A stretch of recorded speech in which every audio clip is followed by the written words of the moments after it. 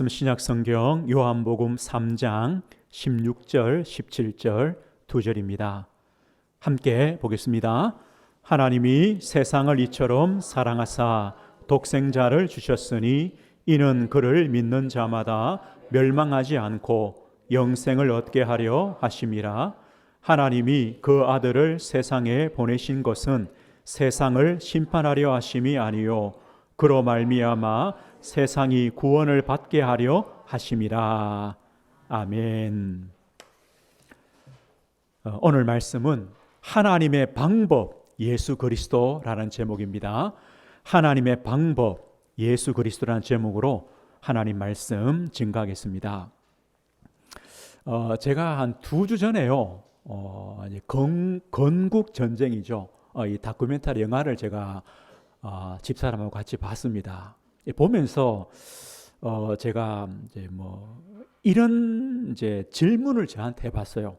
어떤 질문을 해봤냐면, 이유가 뭘까? 이유가 뭘까? 어떤 이유냐면, 참 우리 민족, 우리 사람들만큼 이 싸우지 않는 사람이 없을 거예요. 우리는요 늘 싸우는 민족입니다. 지금까지요 외세의 침략도 수없이 받았습니다. 그뿐만 아니라 우리끼리 늘 싸우는 민족이 우리입니다. 제가 이 사극을 보면서요 진짜 저랬을까라는 생각이 들어요. 이 왕이 있잖아요. 신하들 오른쪽 왼쪽에 있죠. 이 두 팀이요 서로 물고 뜯어요. 하나 되는 그런 사극은 하나도 없어요. 저랬을까라는 생각이 들어요. 광복 이후에도요 또 우리끼리 싸우는 거죠. 6.25 전쟁도 우리끼리 싸우는 거죠. 그러면서 이런 생각했어요. 우리가 이제 광복 이후 또 6.25 전쟁 지나면서 우리나라가 북한처럼 공산화가 되었으면 지금 어떨까?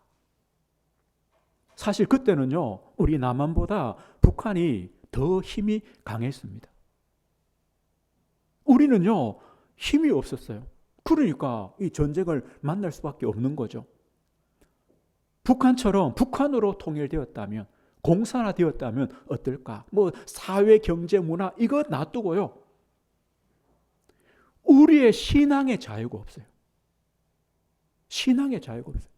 우리는요 하나님이 없는 곳에 살 거예요. 교회가 없어요.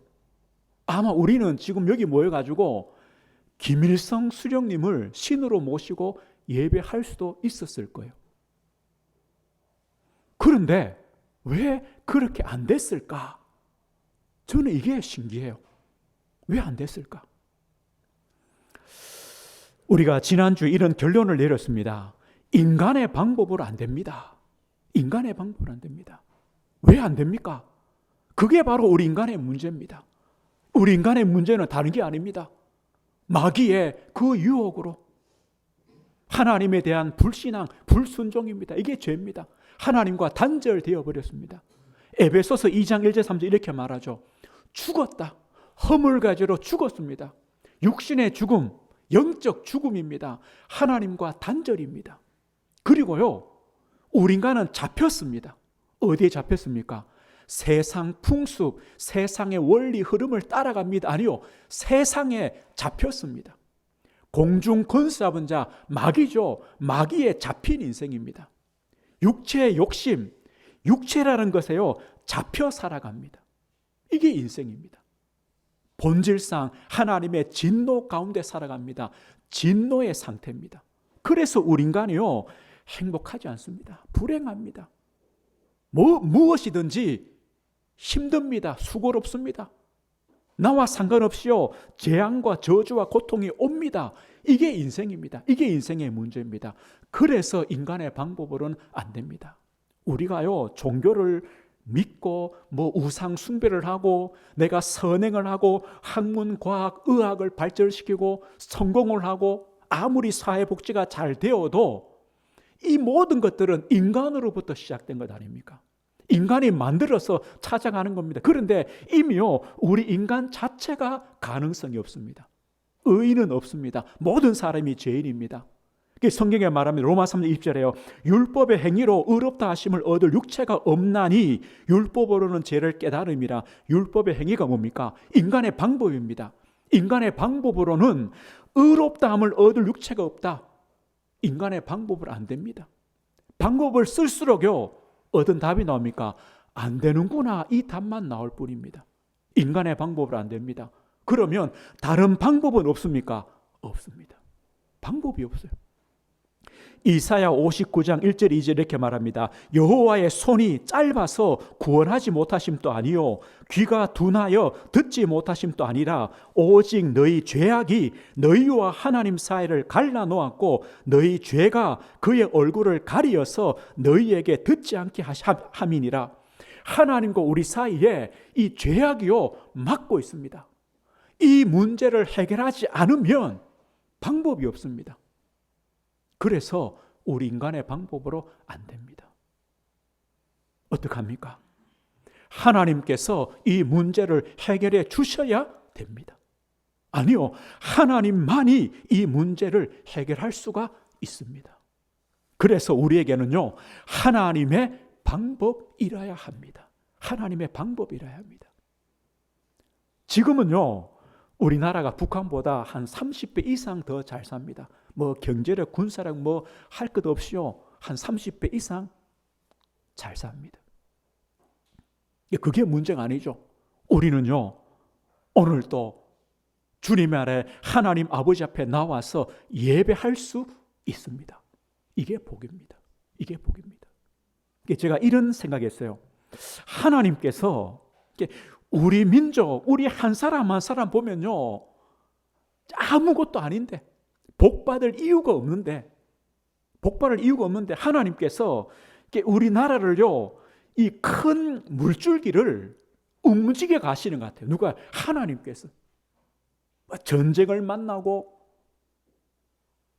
누가요 옆에서 삽질을 하고 이 물을 막으려고 아무리 해도 하나님께서 이 물을 움직여 가신다. 저는 뭐 때문이냐? 우리가 신앙생활 하라고. 맞죠? 신앙생활 하라고. 하나님을 믿으라고. 신앙생활 할 수 있도록 하나님이요 이끌어 가시는 거예요. 이걸 보고 은혜다, 은혜. 저는요 왜 그럴까? 이 답이 뭐냐? 은혜다. 하나님의 은혜다. 누가 잘해서 잘한 사람이 어디 있습니까? 하나님의 은혜입니다. 하나님의 은혜 아니면 안 됩니다. 우리 인간의 문제는요 인간의 방법으로 안 됩니다. 그래서 하나님의 방법이 필요합니다. 무엇입니까? 은혜입니다. 은혜. 이걸 보고 복음이라 말합니다. 하나님의 방법이 뭡니까? 은혜입니다. 은혜의 뜻이 뭡니까? 아무 공로 없는 자에게 하나님이 일방적으로 값없이 베푸시는 선물입니다. 하나님의 일방적입니다. 값없이 주시는 선물, 은혜입니다. 이 은혜 아니면요 안 됩니다. 은혜 아니면 안 됩니다. 그럼 보십시오. 우리 인간의 문제, 인생의 문제를 해결하기 위한 하나님의 방법이 뭡니까? 그 은혜가 무엇입니까? 하나님께서 죄인된 인간을 찾아오시는 겁니다. 이 방법밖에 없습니다. 이게 복음입니다. 하나님께서 우리 인간을 찾아오십니다. 어떻게 찾아오시느냐? 하나님께서 인간이 되셔서 육신을 입고 오시는 겁니다. 이게 바로 복음입니다. 말씀이신 하나님께서 육신이 되셔서 오셨습니다. 로마서 8장 3절에 말합니다. 죄로 말미암아 자기 아들을 죄 있는 육신의 모양으로 보내어 육신의 죄를 정하사. 우리 인간의 죄로 말미암아 하나님의 아들을 죄 있는 육신의 모양으로 보내셨습니다. 육신의 죄를 깨끗게 하시려고. 우리 인간의 죄를 해결하시려고 하나님이 인간으로 오신 겁니다. 이걸 보고 하나님의 아들이라 말합니다. 독생자라 말합니다. 오늘 읽었습니다. 하나님이 세상을 이처럼 사랑하사 독생자를 주셨으니. 독생자가 뭡니까? 유일하신 아들입니다. 하나님께서 인간으로 오신 유일하신 분이다. 독생자입니다. 우리는 16절은 잘 아는데요, 17절은 우리가 안 읽죠. 16절만 있습니다. 17절 한번 보십시오. 요한복음 3장 17절요. 하나님이 그 아들을 세상에 보내신 것은 세상을 심판하려 하심이 아니요 그로 말미암아 세상이 구원을 받게 하려 하심이라. 하나님이 그 아들이란 말은 뭡니까? 하나님이 인간으로 오신 겁니다. 뭐 때문입니까? 세상을 정죄하려고 오신 것이 아니라 하나님의 아들로 말미암아 세상이 구원을 받도록 오셨습니다. 이게 복음입니다. 이게 바로 은혜입니다. 그럼 보십시오. 하나님께서 인간으로 오셨다는 말은 뭡니까? 하나님께서 하나님의 모든 것을 버리셨다는 겁니다. 하나님이잖아요. 그 하나님의 영광, 그 하나님이 받으실 찬송, 그 하나님의 모든 지위들을 버리시고 인간의 몸으로 오셨다. 자기를 버리셨다. 비우셨다. 성경은 말합니다. 이게 바로 복음입니다. 그러면 그 하나님의 아들 독생자가 오셔서 무엇을 했습니까? 우리 인간의 죄를 위해서 대속의 죽음을 죽으셨습니다. 십자가입니다. 그리고 이 십자가는요, 하나님의 방법이요, 하나님의 은혜요, 복음입니다. 십자가입니다. 왜 십자가에 죽으셔야 됩니까? 십자가는 나무입니다.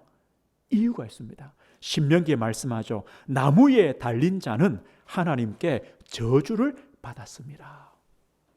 나무에 달린 자는요, 하나님의 저주를 받았다는 증거입니다. 하나님의 아들이신데 나무에 십자가에 달리셨습니다. 저주 받으신 겁니다. 왜요? 죄로 말미암은 우리의 저주를 대신 담당하신 겁니다. 대신 받으신 겁니다. 그 십자가에서 자기 목숨을 많은 사람의 대속물로 희생제물로 주신 겁니다. 그 십자가의 죽으심이 바로 하나님의 사랑의 증거입니다. 우리를 사랑하시는 증거입니다. 우리가 아직 죄인 되었을 때에 그리스도께서 우리를 위하여 죽으심으로 하나님께서 우리에 대한 자기 사랑을 확정하셨다. 십자가는요, 하나님의 사랑입니다. 하나님의 희생입니다. 그럼 왜 십자가에 죽으셨습니까? 로마서 5장 6장 6절에 말합니다. 죄의 몸이 죽어 다시는 우리가 죄에게 종노릇 하지 아니하랴. 더 이상 우리를 죄의 종노릇 하지 않도록 하기 위하여 대신 십자가에 죽으셨다. 이게 하나님의 방법입니다. 이게 복음입니다. 하나님의 은혜입니다. 하나님의 아들인데 십자가에 죽으셨습니다. 그리고 부활하셨습니다. 부활은 뭡니까? 하나님의 구원과 우리를 의롭다 하심의 확신입니다. 하나님의 아들이신데 인간의 몸으로 오셨습니다. 그래서 십자가에 죽으셨습니다. 그러나 그 하나님의 아들이 참 하나님이라는 증거로 부활하셨습니다. 부활입니다. 하나님이란 증거입니다. 그럼 왜 예수님이 부활하셨냐? 하나님의 아들이 부활하셨냐? 로마 4장 25절에 말합니다. 우리를 의롭다 하시기 위하여 살아나셨느니라. 우리를 의롭다 하기 위하여. 의롭다는 말은 뭡니까? 우리 모든 사람은 죄인입니다. 의인은 한 사람도 없습니다. 그런데 그리스도께서 십자가에서 우리의 죄값을 치르셨습니다. 우리의 죄값을 치르셨습니다. 그래서 우리를 죄 없다고 선언하시는 겁니다. 이거와 같습니다. 우리가 아무리 빚이 많아도 누군가가 내 빚을 갚아주면 나는 더 이상 빚진 자가 아닙니다. 맞죠? 내가 못 갚으면 다른 사람이 갚아줬으면 되는 겁니다. 이겁니다. 우리는 죄인입니다. 의의가 하나도 없습니다. 그런데 예수님께서 하나님의 아들이 십자가에서 우리의 죄값을 치렀습니다. 그래서 하나님께서는요, 우리를 볼 때 너는 더 이상 죄가 없다라고 선언하시는 겁니다. 이게 의롭다함입니다. 이게 부활입니다. 부활로 말미암아 주시는 축복입니다. 하나님은요, 우리를 볼 때 그냥 우리를 보시지 않습니다. 우리를 보면요, 늘 우리는 사실요, 죄밖에 없습니다. 구원받은 우리라도 여전히 우리는요, 죄덩어리입니다. 그래서 하나님은 지금 또 우리를 보실 때 누굴 통해 보시느냐? 예수 그리스도를 통하여 보십니다. 그래, 너는 자녀다. 그래, 너는 나의 자녀다. 너는 의롭다. 너는 죄가 없다. 이렇게 보시는 겁니다. 하나님은요, 우리가 받아야 되는 모든 죄값, 우리가 받아야 되는 이 모든 심판과 형벌을 사면은요, 죄 없다는 겁니다. 분명히 죄를 지었는데 죄 없다는 겁니다. 이렇게 여기시는 겁니다. 그럼 보십시오. 하나님과 우리 사이에 이 죄가 막고 있습니다. 그런데 예수님의 십자가의 죽으심과 부활 때문에 이 죄가 없어졌습니다. 그럼 나는요, 하나님과의 관계가 회복되는 겁니다. 나는 하나님의 자녀, 하나님은 나의 아버지. 나는 하나님 백성, 하나님은 우리 하나님. 이게 의롭다 하십니다. 뭐 때문입니까? 십자가에 죽으셨고 부활하셨기 때문에. 부활이 없으면 안 돼요. 죽었으면요, 아무것도 안 돼요. 죽음으로 끝나면 안 돼요. 모든 사람 죽습니다. 그러면 하나님 아들도 죽었다, 끝났다, 그럼 끝입니다. 부활이 있습니다. 부활로 말미암아 주시는 축복입니다. 오늘 보십시오. 하나님의 아들 하나님께서 인간으로 오셨습니다. 십자가에서 대속의 죽음을 죽으셨습니다. 우리를 의롭다 하기 위하여 부활하셨습니다. 그분이 누굽니까? 예수입니다. 예수입니다. 아들을 낳으리니 그 이름을 예수라 하라. 이는 그가 자기 백성을 그들의 죄에서 구원할 자다. 구원자입니다. 우리를 구원하신 이름 예수입니다. 그런데 이 예수님이요, 어느 날 갑자기 그냥 오신 것이 아니죠. 약속했습니다. 이사야 7장에는요, 보라 처녀가 잉태하여 아들을 낳을 것이다. 그 이름이 임마누엘이다. 더 앞입니다. 아담이 범죄했을 때에 여자의 후손이 네 머리를 상하게 할 것이다. 네 머리 누굽니까? 뱀? 아니요. 사탄의 머리, 마귀의 머리. 누가요? 여자의 후손이 바로 그 성취입니다. 예수입니다. 그 예수님께서 십자가에 죽으시고 부활하심으로 그리스도의 일, 그리스도의 사역을 하신 겁니다. 우리 인생의 근본적인 문제가 세 가지라 그랬죠. 마귀의 유혹 때문에 죄를 짓게 됩니다. 결국 마귀의 종되었습니다. 하나님의 아들이 오신 이유가 뭡니까? 마귀의 일을 멸하러 오셨다라고 말합니다. 우리를 흑암의 권세에서 건지시기 위하여 오셨다 그랬습니다. 왕이십니다. 하나님께 불신앙하며 불순종의 죄를 지었습니다. 그 결과 사망, 죽음이 왔습니다. 죄의 종 되었습니다. 예수님은요, 우리를 죄와 사망의 법에서 해방시켰습니다. 제사장입니다. 죄로 말미암아 하나님과 단절되었습니다. 관계가 막혔습니다. 끊어졌습니다. 예수님이요, 내가 곧 길이요 진리요 생명이니 나로 말미암지 않고는 아버지께로 올 자가 없다. 내가 길이다. 바로 선지자입니다. 이걸 보고요, 그리스도라고 말합니다. 우리는 이 예수를 믿음으로 말미암아 구원받았습니다. 하나님의 자녀가 되었습니다. 그럼 성도님들, 이 믿음은 도대체 어디서 왔습니까? 내가 믿어서 구원받았습니까? 아닙니다. 성경에 뭐랍니까? 너희가 그 은혜를 인하여 믿음으로 말미암아 구원을 받았다. 우리에게서 난 것이 아닙니다. 하나님의 선물입니다.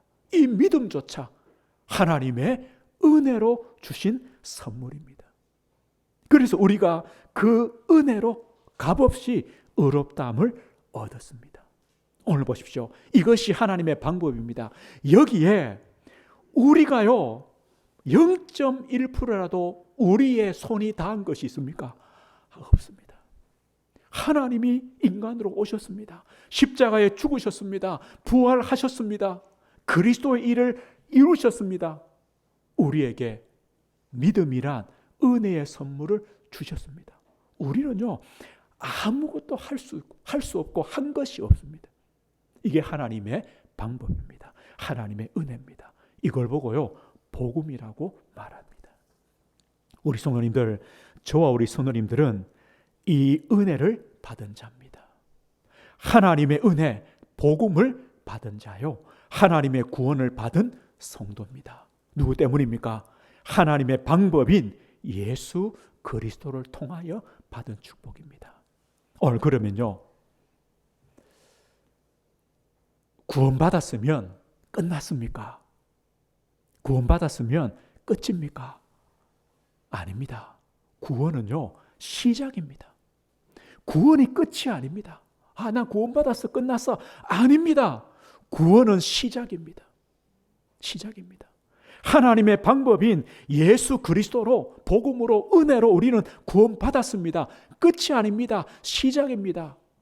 그래서 우리는 평생요, 그 하나님 은혜에 감사해야 됩니다. 그 하나님을 찬송하는 삶을 살아가는 겁니다. 이게 시작입니다. 그래서 우리 성도님들, 우리는요, 구원만이 하나님의 방법이 아닙니다. 당연히 하나님 방법이죠. 은혜죠. 복음이죠. 그리스도죠. 구원받은 신자의 삶입니다. 이 삶도 하나님의 방법으로 사는 겁니다. 은혜로 사는 것입니다. 복음으로 사는 것이고 그리스도로 살아가는 겁니다. 우선 우리는요, 그리스도로 살아가야 됩니다. 이걸 기억하셔야 됩니다. 구원이 끝났구나 아닙니다. 그리스도로 살아가야 됩니다. 은혜로 살아가야 됩니다. 오래전에요, 영국에 있는 목사님 이야기입니다. 지금은 이제 유명한 목사님들이요, 이제 TV에도 설교 방송을 하고, 요즘은 인터넷으로 모든 목사님들이 설교 방송이 나가죠. 이제 그 영국의 그 당시에는요, 이 라디오 설교 방송입니다. 라디오 설교. 유명한 목사님들은 다 라디오로 설교할 때입니다. 그런데 이 목사님 또 유명하시기 때문에 물어보는 거예요. 왜 목사님은 라디오 설교 방송에 출연하지 않습니까? 이게 물어본다는 거예요. 또 요청을 많이 하죠. 그때 목사님이요, 이 라디오 담당하는 PD에게 물어봤답니다. 이게 뭘 물어봤냐? 목사님들이 설교할 때, 목사님들의 설교 중에 무슨 일이 일어날 것을 생각한 적이 있습니까? 라고 PD한테 물어봤다는 겁니다. 목사님이 설교할 때, 라디오 설교할 때 무슨 일이 일어날 것을 생각한 적이 있습니까? 이게 무슨 일이란 뭡니까?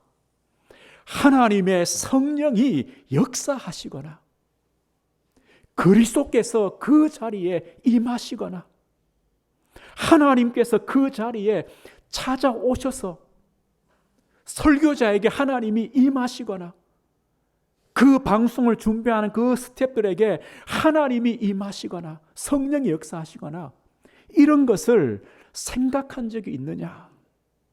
No. 한 번도 생각해 본 적이 없어요. 당연하겠죠. 이 라디오 방송은요, 잘 짜여져 있습니다. 분 단위로, 초 단위로요, 짜져 있습니다. 광고 몇 분 몇 초에 하고 끝나고, 사회자가 나와서 멘트, 목사 설교는 몇 분 몇 초에 끝나고 이어져 있습니다. 한 번도요, 그 설교에 하나님이 역사하실 것을 기대해 본 적이 없다. 그럼 왜 설교를 하냐? 하나님이 역사하실 것을 한 번도 기대하지 않는 그곳에 설교할 이유가 뭐냐? 예수 그리스도는 어제나 오늘이나 영원토록 동일하십니다. 2000년 전에 인간의 몸으로 오신 하나님의 아들, 십자가에 못 박혀 죽으시고 부활하시고 하나님 보좌 우편에 승천하셔서 성령으로 역사하셨던 그 예수님은요, 지금도 동일합니다. 맞죠? 그래서 히브리서 7장 24, 25 이렇게 말합니다. 예수는 영원히 계심으로 영원하십니다. 그 제사장 직분도 갈리지 않는다. 영원하는 겁니다. 지금도 예수님은 제사장으로 일을 하신다. 그 말입니다. 그래서 그러므로 자기를 힘입어 하나님께 나아가는 자들을 온전히 구원하실 수 있으니 이는 그가 항상 살아계셔서 그들을 위하여 간구하심이라. 예수님은 지금도 제사장의 직분을 담당하시기 때문에 그 예수님을 힘입어 예수님을 의지하여 예수님을 믿음으로 하나님께 나아가는 자들을 온전히 구원하신다.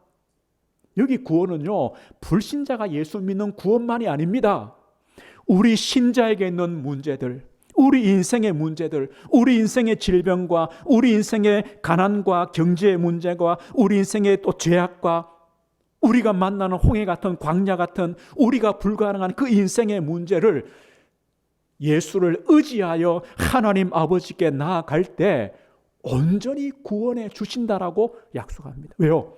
예수님은 지금도 제사장 직분을 하고 계시기 때문에 우리를 위하여 지금도 간구하고 계시기 때문에 우리 성도님들 이걸 믿으십니까? 이걸 믿으십니까? 오늘요, 우리는 오늘 무엇을 기대합니까? 무엇을 기대합니까?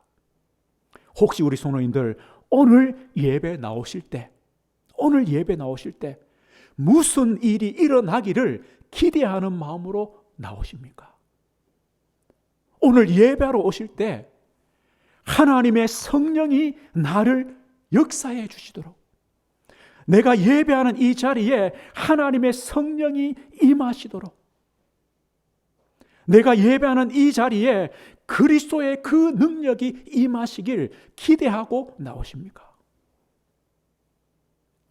하나님의 능력의 손길이 나를 만져주시고 나를 위로해 주시고 치료해 주시길 기대하는 마음으로 오십니까? 우리가요, 기대가 없으면 아무것도 얻지 못합니다. 우리가 기대가 없으면요, 아무 일도 일어나지 않습니다. 우리가 하나님의 그 능력의 손길이 임하여서 나를 살릴 것이란 그런 생각이 없으면요, 아무 일도 일어나지 않습니다. 우리는요, 여전히 우리에게도 많은 문제들이 있습니다.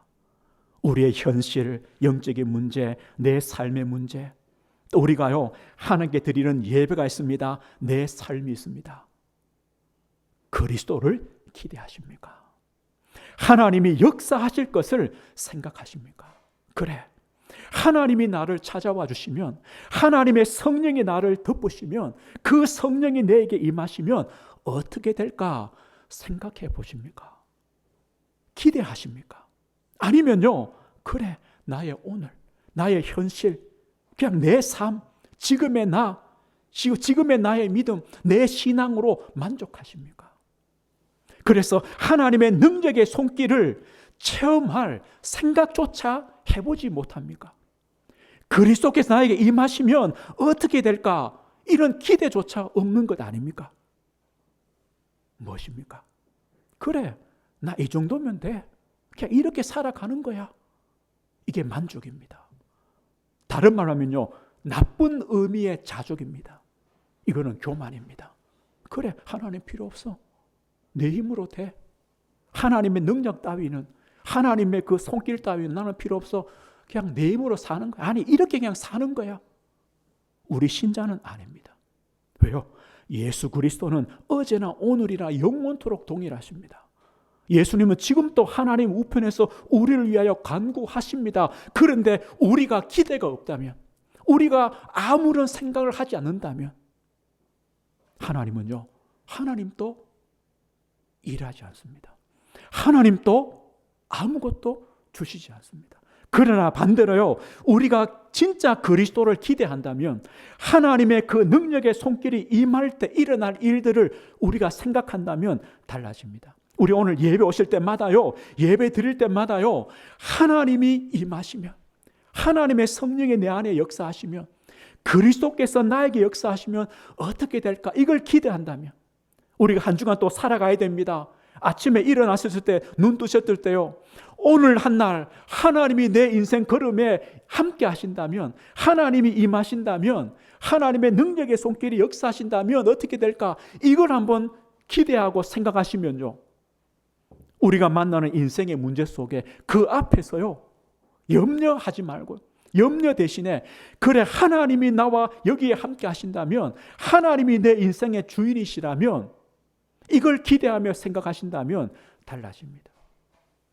왜요? 우리는 자녀입니다. 마태복음 9장에 예수님 이렇게 말합니다. 예수님께서요, 가르치시며 천국 복음을 전파하시며 모든 병과 약한 것을 고치셨다. 이런 일들이 일어날 겁니다.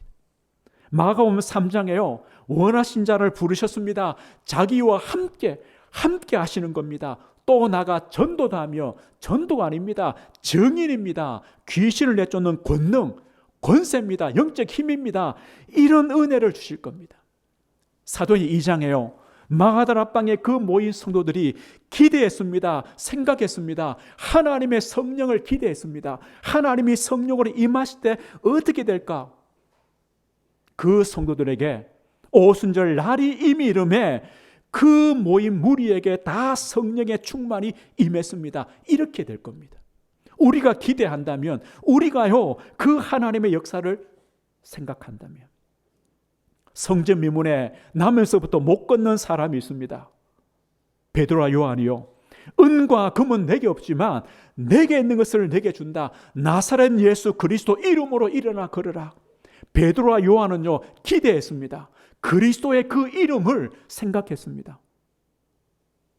진짜 우리는요, 영적인 장애 아닙니까? 육신은 건강해도 영적인 장애들 아닙니까? 그리스도의 이름으로 치유하시는, 일어서게 하시는 역사를 주실 겁니다. 사도행 8장의 사마리아입니다. 사실 우리 현장이요, 사마리아 같습니다. 흑암의 현장, 어둠의 현장, 완전히 귀신 들렸고 질병과 우상으로 가득 찬 현장입니다. 이게 우리 아닙니까? 우리 가정 아닙니까? 내 산업이요, 우리 지역 아닙니까? 거기에 그리스도의 복음이 증거될 때 귀신이 떠나가며 병자들이 치유되고 그 성에 큰 기쁨이 있었다, 이겁니다. 언제요? 그리스도를 기대할 때, 살아계신 그 하나님의 그 손길, 능력, 역사를 우리가 기대할 때, 생각할 때, 하나님은요, 우리를 찾아와 주시고 우리를 만나 주시고 우리에게 역사해 주실 겁니다. 왜요? 우리는 자녀이기 때문에. 지금 또 예수님의 그 사역은 계속되기 때문입니다. 말씀했습니다. 그래서 우리 성도님들, 매일입니다. 매일 그리스도를 기대하십시오. 하나님의 성령의 역사하심을 기대하십시오. 하나님이 내 삶에 임하실 것을, 하나님의 그 능력의 손길을 체험할 것을 생각하십시오. 이 성도는요, 하나님의 방법, 하나님을 의지하는 성도요, 하나님의 은혜를 사모하는 성도입니다. 그러면 반드시요, 그리스도의 일이 일어날 겁니다. 반드시 그리스도를 얻게 되는 역사를 주실 겁니다. 어렵지 않습니다. 그리스도를 기대하십시오. 하나님의 임하심, 역사하심을 생각하십시오. 바라보십시오. 사모하십시오. 한 주간 또 매일 날마다 순간마다 그리스도를 기대하며 바라보며 의지하는 우리 모든 성도님들 되시길 주의 이름으로 축복드립니다. 하나님 아버지, 감사합니다. 하나님의 방법으로, 은혜로, 복음으로, 오직 예수 그리스도로 우리는 구원받았고, 구원받은 우리의 삶도 오직 예수 그리스도로 살아감을 감사를 드립니다. 하나님, 우리 모든 성도들, 우리 한 주간 우리의 삶의 자리에서 날마다 그리스도를 기대하는 성도들이 되게 하옵소서. 하나님께서 우리를 찾아와 주시고 우리를 만나 주시고 우리의 삶의 자리에 역사해 주시고 하나님의 성령의 도우심과 인도하심과 그 능력의 손길로 함께 하심을 생각하며 기대하며 사모하는 우리 성도들 되게 하셔서 우리의 삶에 하나님의 일하심, 예수님의 제사장으로 그 일하심을 우리가 보게 하시고 체험하게 하시고 누리는 우리 성도들 될 수 있도록 은혜를 허락해 주옵소서. 예수 그리스도 이름으로 기도드립니다. 아멘.